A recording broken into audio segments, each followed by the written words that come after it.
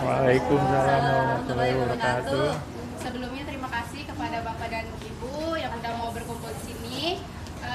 Kegiatan kita hari ini kita mau melakukan edukasi tentang cuci tangan sama etika batuk. Kenapa cuci tangan itu penting? Karena gini, tangan kita ini adalah media kita untuk memegang sesuatu.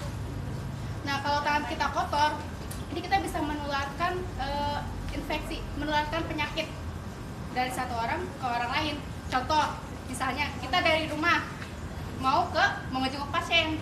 Nah, dari rumah ini tangan kita kotor, kita pegang-pegang pasien, padahal kan pasien ini imunnya lagi turun.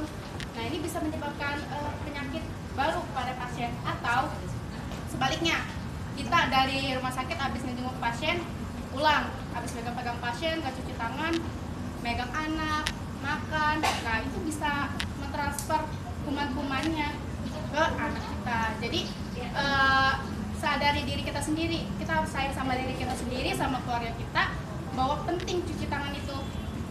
Nah,